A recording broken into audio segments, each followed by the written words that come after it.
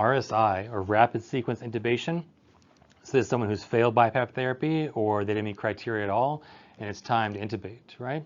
So we use a little intubation. We have to be able to see the cords to put the tube through, right? So the tube's going through the cords, about that area right there. And we have different devices that we have to be, that the RT knows about. We kind of know about them, get them set up for the doc, or the provider. And the manual version here is no longer recommended. It's recommended to use what's called video laryngoscopy, or the glide scope is the brand name for it. There's different ones. There's one that has like a little GoPro attachment, and you can take it to like mountain biking afterwards. All right, so there's different ways to use video visualization of the airways, right? And you want to make sure it's going down the right hole, right? If it's not going the right hole, how do we know it's down the right hole? No CO2. Yeah, so using the end-tidal CO2 to make sure that you're not in the esophagus here, right? And our tube, once it goes in, right, our endotracheal tube is going to go in, and it's going to sit above the bifurcation of both lungs, right, or the carina, right? So we get an X-ray to confirm that it's in the right place, right? So this whole process is rapid, right? Because you want to make sure all the boxes are checked. We have everything in order. We have everything that we need for the procedure, right? You don't say, oh, forgot medications. Hold please. We go to the Pyxis. Oh, I got to call pharmacy. All right. So you want to make sure that we have everything ready to go for this procedure, right? So the rapid sequence intubation is a whole event, right? You want to be, you want to make sure you have all the right people there, the right supplies there, and all the right medications, and make sure that it's almost like a code event, right? Make sure there's closed loop communication. Everybody knows whose job it is to do what, right? And of course, RTs usually handle the airways, but that doesn't mean that you're not BLS trained and you can't do bag valve mask ventilation, right? That's still within your purview to be using it. I'm only one call away. I'll be there to save the day. Superman got nothing. All right. So what are the indications for intubation? When do you need to put someone on the ventilator, right? Obviously, if they failed BiPAP, right? So they might not meeting criteria anymore for BiPAP. So that's someone that probably should be intubated. We talked about that briefly. But if you're thinking of intubating someone, it's probably time to intubate somebody. You can try BiPAP maybe, but if they meet criteria, you can kind of run through the checklist. But if they don't meet criteria, it's probably time to tube them. Okay, and you do need to intubate somebody as long as it's not like quickly reversible. There's a lot of times where we give romazicon or naloxone, Narcan to someone that looks like, oh, they're not breathing at all. Let's intubate them. And everybody goes there and they give the Narcan and they wake up. What's going on, right? There's amazing Hollywood moments when you give these reversal agents, right? But the little trick with these guys is that their half-life is much shorter than the medication they got them in the first place. So you still have to monitor them for an hour or two to make sure they're not going to have respiratory depression again. Okay, so contraindications to NIPPV that we talked about before, right? They're unresponsive, they're in a coma, they can't trigger a breath, right? That's unresponsive. They can't protect their airway, they're removing the mask all the time. They have risk of emesis, GI bleed, recent head and neck surgery. These are patients that probably are not a BiPAP contender, and we have to proceed to intubation.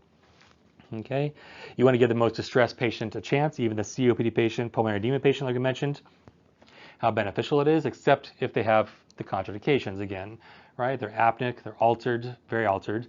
They can't protect their airway. A trauma patient, for instance, secretions, GI bleed, vomiting all the time, they are not a good candidate for NIPPV or BiPAP therapy or CPAP therapy. Okay, if they're super agitated, oftentimes they do behavioral intubations, which is actually almost against the law. Right, it's very frowned upon. You don't intubate someone behaviorally. Sometimes like a PCP overdose, and they're like maybe, but for the most part, we have ways to fix it. Right, we have medications that can work. We have restraints. We have things that can get them under control. Okay, we have dexmedetomidine, our Precedex. We have ketamine, our options we can give to people, get people in a calmer state. Okay, but for indications for intubation, you can think of the ABCs, right? Airway, breathing, circulation. So the airway, again, is obstructed. They can't protect it. They're too altered. That is someone that needs to be intubated, right? Why are they too altered? Well, say no more.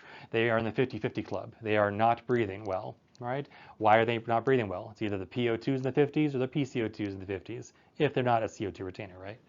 but they can't oxygenate, right? They can't bring their O2 levels up. So you see your SAT start dropping, you see your PF ratio start dropping, right? PF ratio less than 200. You see the PO2 less than 50. It's trending down in the 40s, 30s even. That's someone that probably needs to be intubated, right? And then CO2 on the flip side, right? The CO2 starts climbing and climbing and climbing. It's getting the 50s without a CO2 retainer situation. Then in that case, we have to calculate what their CO2 should be at. And if it's above that, we might have to, intubate, right?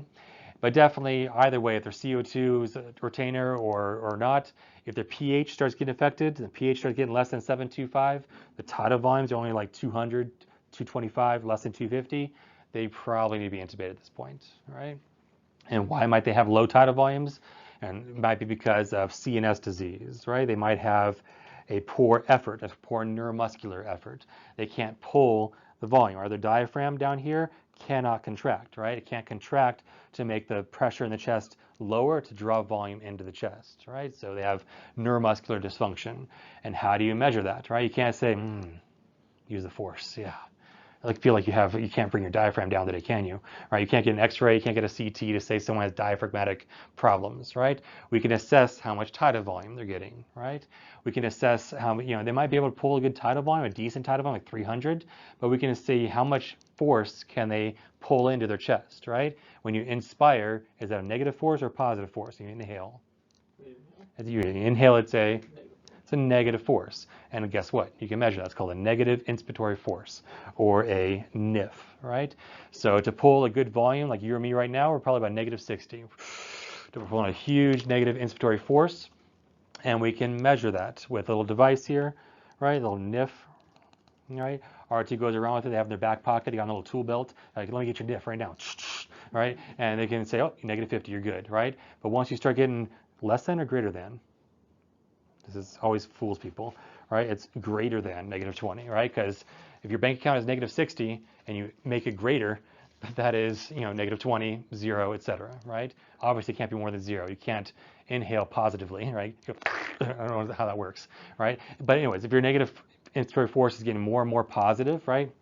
It's getting greater than negative 20, greater than negative 25, that's someone that is at high risk of being intubated, right? And you usually see this in your neuromuscular patients, Guillain-Barré, myasthenia patients, ALS patients. These patients require intubation because their NIF is too high, right? It's not negative enough. And the other thing you can measure these guys every 4 hours or so, we're measuring their vital capacities. We're measuring their VCs, right? They're seeing how much residual, or how much can they actually pull in, right? Remember back to your lung volumes, right? Vital capacity is how much you can inhale completely and exhale completely, right? This is your vital capacity. This is what you're working with, right? Your vital capacity is, if I take a big, big deep breath in right now and then exhale completely, right? That volume, that difference is my vital capacity. If that's just 1 liter, I'm not working with much, right? I'm at high risk of not being able to blow off enough CO2 and CO2 building up, right? So vital capacity is an important thing to measure. It's usually about 20 mLs per kilo, but definitely if it's less than 1 liter, that's a problem, okay? And then what else was I going to say about that? So then we also have what's called functional residual capacity. So after you blow out all of the air out of your lungs, you still have a certain amount of volume still in your lungs that you can still utilize, you can still oxygenate, that you can still work off of, right? So it's like when you run out of air under the water and you still have an extra 10 seconds, 20 seconds, whatever it may be. In reality, if you were to drown at that point, you have about 3 minutes, but you still have oxygen you can pull off. You can pull out of the alveoli that could go on your RBCs to feed your tissues for a certain period of time. Okay, we'll talk about that residual volume in a minute. All right, so breathing. They're not breathing good, right? Tidal volume is poor. PO2, not pulling a lot of PO2 starts dropping, and then they're starting to get fatigued. They say I'm too tired, right? They say they're starting to get more and more sedated, they're more and more altered, right? GCS less than 8 usually means time to intubate. So that's usually a good line in the sand as well. All right, so that's A and B. C is circulation. So their circulation is poor, they're hemodynamically unstable. We kind of talked about this briefly, right? When you're in shock state, your VO2 is really, really high, right? You're using a lot of oxygen. You might be even febrile if you have sepsis, and you're using all this oxygen, and now you have, why are we dedicating oxygen to the diaphragm and the scalene muscles and sternocleidomastoids and internal, external intercostals when we can use all that oxygen and devote it to the tissues that need it, right?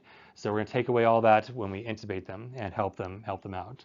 So usually if you're on like one pressor, like at the higher end, or two pressors for sure, it's probably time to intubate at that point. Hemodynamically unstable, or they're like, they're AFib RVR all night long, or they're like tachycardic in the 150s all night long. That's someone that needs to be most likely intubated if we can't get that under control. Okay, and of course they start getting more altered because of that. That's a patient that needs to be tubed. All right, D for distress, all right, they're unable to compensate. The work of breathing, again, is really, really high, making our VO2 high. We can cut that out by taking over with intubation, okay? Yes, E is elective, like they're going to OR, they'll be intubated for that reason. Sometimes they're going for like an EGD procedure, and they haven't like vomited and aspirated yet, but before they do the procedure, they do want to do they want them to have a safe airway, so they don't aspirate, right? And then F, we talked about failed NIPPV already. All right, they're not improving. They did the NIPPV because they met criteria, but because their CO2 was high or their O2 was low, and it's not improving. O2 is still in the 40s, or the CO2 was 70 and now it's 85, right? That's not improving. The pH was 727, now it's 717. All right, that's worsening numbers on NIPPV. Okay, and we talked about being dependent for more than 24 hours. That's a risk factor for, have a high risk for aspiration and decompensation. It's better to intubate them earlier rather than later. Okay, or they develop any contraindications, right? All of a sudden they develop a pneumothorax. All of a sudden they start vomiting with a GI bleed, right? These are reasons why they would consider being intubated. Okay. So that's the idea with our intubation, right? When do we need to be intubated? And we kind of inflate this cuff right here to make sure we have assured volumes.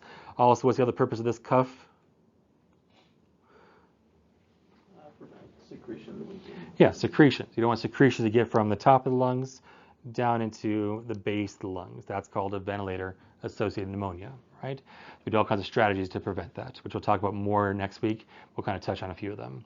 Okay, there's a tracheostomy. Sometimes when we try to intubate, we can't get it, and we have to do what's called a crike, or cricothyroidotomy, where we have to go through the tracheal cartilage here and put a quick trach in place. Right. Sometimes patients have a little stoma device, and we just have to put a inner cannula in there to provide ventilation. Okay, because patients come in without a trach, but sometimes they come in with a trach that we have to manage. All right, so your patient's being intubated. What do you do next? Well, first of all, you got to figure out, are they full code, right? It's really embarrassing when they get everybody's intubated and everything. They shoot the X-ray. Oh, I think the family said they want to be DNR. We want to clarify what their code status is at all times. That's why when we do handoff, we're going to identify what their code status is. That's going to tell us what's going on. And sometimes they're like really, really sick, and it's like they're 92 years old. They have every letter in the alphabet for their chronic disease history, and we have to consider, should they be full code? So we have to get a goals of care discussion.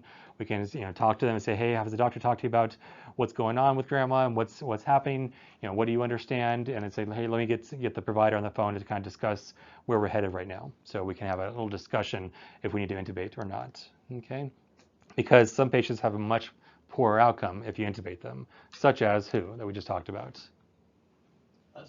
COPD patients, they have a 50% chance of dying compared to if you've tried BiPAP versus intubating. But sometimes you have to, okay? So then what else? Do they want it? Are they DNR full codes, right? If they're immunocompromised, they have much worse outcomes if we intubated them versus not. If they have like a severe neuro injury, right? What is the long-term plan? Yes, we'll intubate them and fix them in the first 3 to 5 days, but usually after day 8, it's time for a trach, right? And then once they're trached, they leave the hospital and they have to then go to a long-term acute care facility. So we have to figure out, is that what grandma wanted? They want to live, with this massive hemorrhagic stroke in a bed at the end of their life. So we have to kind of gauge if they're on the same page or not. Okay. And then you want to prep them, prep the family, prep the patient. If they're awake and alert, tell them, hey, you're not going to put this tube in place. You're going to wake up with a tube. Please don't pull it. You're not going to be able to talk. We'll have a communication board for you. We're going to give you medication for pain and anxiety, but we are not going to keep you asleep, and we're not going to wake you up in 3 days. That's not how it works, right? We're just going to keep them comfortable, right? We give sedatives just to maintain a sedation score of about 0, right? Maybe -1. We don't keep them, if we do like -2, -3, -4, it has poor outcomes. In other words, more patients die if you have too much sedation, right? So to make sure that they just have enough sedation. Sometimes you do need to have more sedation if our oxygen levels are going down. We really need to take full control of the ventilator, but for the most part, it's going to be just to keep them comfortable. Okay, so who do you notify once they say, oh, we got to intubate? What's next? So we got to notify our charge nurse or the break nurse. Let them know that we're going to intubate, right? So they can help you, right? So you're not doing everything on your own. You let respiratory therapy know, because respiratory therapy has this wrap right here, right? This wrap is also in the crash carts. So if you can't find one, they can't find one. So, oh, I forgot. RT's like, oh, and they leave. Like, just go to the crash cart and grab the wrap from there, right? And it has all the necessary things for the upper airway. All right. And they also can grab the glide scope. We can grab the glide scope too. The break nurse can grab the glide scope. These are all things we need to do the intubation. All right. You need a provider there, the intensivist, the ED doc, the anesthesia doc. These are 3 airways in the hospital, right? You're not going to call the hospitalist team up and say, I don't know which number it is. Was it yellow, blue, or red today? And you're trying to go to the cop machine, you're trying to find who it is, and they say, I don't got that patient, I don't know who that is. They are not the person that's intubating, right? They may have done it in their early training, but there's not their job in the hospital setting, right? The person's job in the ICU is the ICU doc, ICU provider, and outside the ICU, it's the ED provider. And of course, anesthesia is always there to help and lend a helping hand as well, right? The other reason you want to know about these other people is if one of these guys can't get it in 3 strikes, it's the next person's turn, right? You only got 3 chances to secure an airway. Okay, so the video laryngoscope. So this guy right here is our glide scope or video laryngoscope. There's other different versions of them, but that's our best practice. If you see someone just using the blade, like a Mac blade or it's the other blade, Miller blade, those guys are, they might want to get practice doing it, but it's not the best evidence, right? It's not recommended anymore to be using a manual airway, right? It needs to be with a video laryngoscope, right? And it's best practice because it can identify difficult intubation right then and there. Okay, you will need OG tube paraphernalia, right? We don't do NG tubes for what reason? You already have something. It's like a hole's a hole. What's the point, right? So you don't do NG tubes because we're going to scrape up against the turbinates, right, of the nose, and the turbinates were a big filter for all the flies and soot and the helicopter gas and everything, right? So we don't want that to be introduced now into the back of the pharynx and cause a ventilator-assisted pneumonia. Okay, so and sometimes we are not lucky, and we then go down into the lungs themselves. It's like we just scraped up against the bottom of a public bathroom, so, and you, I'm sorry about that. Right, so an OG tube is more of a straight shot as well. Okay, intubation meds. You need the intubation med kit. So it looks like this from the Pyxis. You override it for your patient, and inside you're going to find all these special treasures right here. You're going to find some for sedation and some for paralysis, right? It depends where you go, but here at Palmdale we have SUX and we have ROC, right? Those are our 2 paralytics, or neuromuscular blockade agents, NMBAs. So those 2 guys are used for paralysis. It's going to paralyze all the muscles, including their airway, so that we can easily intubate, right? And then we have stuff for sedation. So propofol, Versed, fentanyl, etomidate. The ones we have at Palmdale are etomidate in our kit. I got Versed in our kit, right? If we need to, we could grab propofol, we could grab ketamine, we could grab other things, but we just got to let the provider know. It's like, they might be used to having all this, smorgasbord of things. We let them know we have right then and there. If they want it, they could put the order in, it has to be approved by pharmacy. It's a whole thing, right? We need syringes, right? You need your math skills. You got to be able to say, oh, etomidate is how much per cc? 2 per cc. So I'm going to give 20 of etomidate, that's 10 mLs, right? If I'm giving 14 of etomidate, that is 7 mLs. You got to be able to calculate that on the fly, right? These ones are not going to change, right? The ones I emphasize here for sedation and blockade, that's not going to change. So that's usually what you're going to see, some kind of fashion of how to draw this combination. It'll draw up for them. Okay. You need the meds, you need blunt needles, because sometimes pharmacy likes to play games. They like just give you the syringe, and the next day they give you the vial, and the next day after that they give you the syringe again. So you got to make sure it's usually the same concentration, luckily, but you got to make sure you have all the things. When you go to the med room, you grab your RSI kit, and you grab your blunt needles, at least 3 to 5 of them, 3 to 5 flushes, 3 to 5 syringes. So you're ready to go. So you're ready to like let's do this. What kind of escape room is it today? It's like, all right, and you have to be able to know what you got. Okay. The provider is going to give you the medication doses so that you know what to draw up, and you want to confirm that with them. Usually we will write it on the whiteboard so we know exactly how much to draw up, so it's not no one's gets the wrong dose, right? All right. So once we're ready to give the meds, we make sure everybody's ready, right? So sedation is given before our neuromuscular blockade agents, right?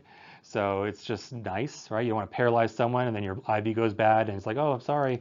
All right, hang in there, right? And the heart rate's like 140s right now. So you want to make sure you give sedation first and then you give the paralytics, okay? And like rocuronium is rock, right? It sucks, so you date, like etomidate. You date before you rock and roll, or you date before you suck. These are the different things you can do to remember which one goes first, okay? I didn't say anything. All right, meds may not be needed, right? If the patient is completely out, these are the things that are needed for, for someone that has like an awake airway, they're moving around. They might need to be, they might not need it at all. They might be like a neuro patient, and it's all they need is just to intubate. Okay. RSI meds, again, they must be ordered and scanned to the computer. So they might tell you immediately in the room, but you need to, do some cleanup and make sure that they get ordered, and then that you scan the meds. So you have to keep your vials, don't throw them away just yet. Okay. All right. So etomidate and Versed, those are your ones for sedation. Versed causes a lot more hypotension. Every sedative causes hypotension. It's just some cause more than others. And if you have like a really, really low blood pressure, you might say, hey, can we try etomidate first? But really, you should be asking, can I get pressors and maybe some fluids before we intubate? Because not only does the sedation lower your blood pressure, but what else lowers your blood pressure? Yeah, the positive pressure ventilation we're going to do, right? It's no longer non-invasive positive pressure ventilation with PEEP. It's positive pressure ventilation with PEEP, right? So that's going to drop your pressure as well. So you want a blood pressure about 110 to 120 systolic before you go ahead and jump in and give the medications, because you can give the medications. Like the other night, we gave the pressure was like 170. We gave etomidate, the pressure was 70. Dropped 100 points just with that push of that. So luckily, we already told the nurse, make sure you have on the pump, you have the levophed spiked and ready to go with the vasopressor, and go ahead and start the fluids. Okay, so we're aware what could happen. Okay, so neuromuscular blockade agents. So these guys are, again, to paralyze, and you have two options: succinylcholine or rocuronium. And succinylcholine really is very, very, very few instances where we use succinylcholine. It was used all the time, like about 5 years ago, but it's a depolarizing agent, so it can cause patients that have inborn errors of their neuromuscular junctions to get this, what is it called? Malignant hyperthermia, right? That could be a problem. It usually happens in inbred states like Alabama and such, but that's why you always ask them, say, hey, do you have anybody in your family have this reaction? That's the reason why. Okay, so succinylcholine is probably not recommended in those patients. So because it causes malignant hyperthermia event, right? And then the other reason why you wouldn't do it, because it depolarizes all your membranes. It lets loose all the channels. They all open up. And what spills inside of every cell inside the body, there's what electrolytes in every side of every cell in high amounts? Potassium. So potassium is going to spill out. So when you give succinylcholine, you can expect your K to rise by 0.5. Right? So you don't want to make that happen, right? So you want to make sure, A, I know the potassium, and B, don't give succinylcholine, right? So those are the things that you want to be alert to. Also, it's going to vasodilate, because you're going to cause local potassium release, which causes acidosis, and it's going to vasodilate. So who doesn't want to be vasodilated? A, people in shock, but also B, that are neuro patients, so shock, hypotension, but also neuro patients, right? ICP patients, they really already have a high ICP, they need to be intubated. You don't want to vasodilate more and put more pressure inside the brain, right? Because that's going to fill up. If you vasodilate, it's going to fill up with more blood and raise the pressure in the brain. Okay, so rocuronium is our go-to medication. The problem with it is it lasts instead of 5 minutes with succinylcholine, it's going to be lasting about 45 minutes. So after you finish the procedure, put the OG tube down, and then you get the X-rays. Oh, my blood pressure is 190 over 110. My heart rate's like 170. And look, they're going to AFib. That's because they're awake, right? So you have to make sure that you have sedation. So if someone orders rocuronium, you say, oh, that means you want propofol, right? Right? So would we give Precedex or dexmedetomidine? If you know something about, I kind of hinted at it, but Precedex it doesn't cause respiratory depression. It makes you nice and awake, but calm. Do you want someone awake and calm and paralyzed? No, so that doesn't add up, right? So that's one of the only contraindications, besides bradycardia, one of the only contraindications to Precedex is paralysis, right? But propofol is good. All right, sometimes you'll see lidocaine in the kit. Lidocaine is usually if someone's like in VTAC, they're in like really bad AFib, we might give lidocaine to kind of abate the heart from suffering this intubation stressor. All right, so are you ready? So different things you have to grab. We told you who to grab, but what does the RN do? All right, the RN, right, and another, you need at least one more person, whether it be the RRT, charge nurse, break nurse, whoever it is, they need to be able they're there to help you out. Either they're going to stay with the patient, because you don't want to just leave the patient, like, oh, I'll be back, I'm going to intubate you, all right, okay, and you come back 10 minutes later. You want to make sure someone's always at the bedside, so you can be there getting things ready. You should always already have suction at the bedside, because how many suction canisters do you need? It's not zero, right? You can do an intubation with one suction canister. That's perfectly fine. Okay, so you want to make sure you have suction in the room and you actually have all your tubing. That's one of your safety checks when you come on shift, to make sure you have a yonker, right? We have a yonker there. We have a suction canister. We have the tubing, right? And the two different tubings. So to make sure we have suction paraphernalia available.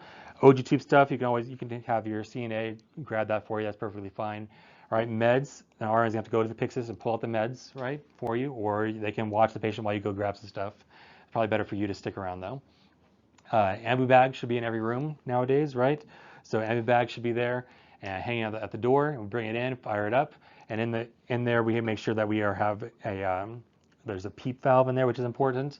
But sometimes you need to grab a nasal cannula, as we'll talk about the reason for nasal cannulas for a patient that's might be on a mask, for instance, right? Or a BiPAP for that matter. So a nasal cannula is going to provide what's called apneic oxygenation, which we'll touch base on the next slide. So we're going to pre-oxygenate them. We're going to provide all the oxygen we want, and you're going to say, hold your breath, and we're going to give you medication to make you stop breathing, then we're going to tube you. So we're going to provide what's called apneic oxygenation, so we don't lose that buffer. Okay, we'll talk about that in the next slide. And then the monitor. So your monitor is going to be on, right? It's going to have your end-tidal CO2 ready to go. Have your SpO2 should already be on, right? So when we're intubating, we want to know what the SpO2 is. And then your blood pressure, you want to know it before you get the medications. You want that blood pressure to be 55 minutes ago. It should be the blood pressure now. And then you want to set that probably every 3 minutes, so we can capture if the blood pressure starts dropping after sedation is given, but also after we hook them up to the ventilator. The pressure might start dropping as well. And then EKG. Why do you need an EKG? Not a 12 lead, but your patient hooked up to the monitor. To catch any arrhythmia. Yeah, so maybe they're getting really tachycardic or they're getting bradycardic, right? They start getting pauses, and like they were like 120, and it's like pausing, and then it's going back to 120, it's pausing. That's a really bad sign. Okay, and the glide scope. So the glide scope is our video laryngoscope that we grab to make sure that we have complete visualization of the airway. All right, these guys right here usually are not going to be recommended anymore. Okay. And it's a non-disposable camera, so make sure you don't toss anything that shouldn't be tossed. RT knows, charges know that you don't toss away something that costs $2,000, right? And then patient position, so they should be kind of positioned up a little bit, and it might be make sure that they have dentures removed. That's important, right? While they're intubated, we don't want to be having dentures in the lungs. It's happened many times where you say, oh, we got an X-ray. Oh, there's some teeth. All right, that shouldn't be there. So then you're going to set up for a bronch right after if you have dentures in the lungs. All right, you want the crash cart within eyesight, right? So you want the crash cart available to you, because sometimes you have a really, really sick patient and you might need to open the crash cart. They might code with their best efforts. So to make sure that they have that's nearby. Also, it has everything that we just talked about. There's an OG tube in there. There's a suction canister on the cart. Everything is there. The intubation wrap here is available. That's there in the cart if we need it. Okay. So what does RT bring to the party? So RT right here, RT is bringing the intubation wrap, right? It's orange or it's blue in color. I showed that over here. And it has all kinds of ET tubes in it. It has Yonker in it. It has KY jelly and it has all kinds of oral airways to help us maintain the airway. Okay, so laryngoscope, right? So sometimes it does have this guy in there as a backup in case like maybe the power goes out or a glide scope dies or something that just happened. Okay, it has oropharyngeal airways, laryngeal mask airways. What's an LMA? The brand name's iGel. It's like a vulva and a stick, right? It just goes right over the opening of the airways, right? And that's how that works. I was with my student once, and I told the doctor, you want to get an LMA? I came in with this device. She's like, what the heck is that, right? So it's a great device. It'll save your airway if you get 1 strike, 2 strikes, or 3 strikes, right? Because how many attempts does the provider get? Just 3, right? That's their only opportunity. Okay, and then we need to make sure we start calling other people. We're calling ED and bring the Crike kit down with you. We can tell RT to get the difficult airway kit and get the bougie, right? So they come with their Louis Vuitton right here. This little guy right here, this is the bougie. It's a long device, and we can do it's like almost like put an IV in. You put the needle in first. It's not a needle, but it's a plastic stylet that you put it into the airway so you can establish it. And you can put the ET tube over it if you need to. Okay. The iGel inside those. The iGel, yeah, it may or not. I don't think it is. It's probably in the difficult airway kit. Okay, and then but you definitely have one in the crash cart. And then the ventilator. So the ventilator is going to be brought over as well, and then we have to make sure the vent settings make sense too, which we'll talk about. All right. So then the MD or provider, they're going to be bringing skill to the party. Really, just walk in, tube, and leave. That's all they really need to do, and also need to give you orders for what medications, and give you orders for what sedation, and orders for post-op care, such as getting an X-ray to confirm placement. Okay, and again, they get 3 strikes. It's time to call someone else, right? Difficult airway kit needs to be grabbed. We need to probably get the crash cart nearby this time, so we're losing our airway, because the airway you don't want to mess around with. It's a very dangerous situation if you can't get an airway. When you can't breathe, we'll breathe for you. This is an intubation procedure. It starts by placing a laryngoscope into the mouth to retract the jaw. At this point, you will see vocal cords, and now it's time to get the breathing tube in. Okay? Uh-oh. Okay. Well, come on. Couple more. Oh, this is giving me a lot of anxiety here. Okay. Okay. So, when the breathing tube is placed, the laryngoscope gets removed, and then we can breathe for the patient through the breathing tube. This is done typically when the patient cannot breathe by themselves, either under anesthesia or for various medical conditions.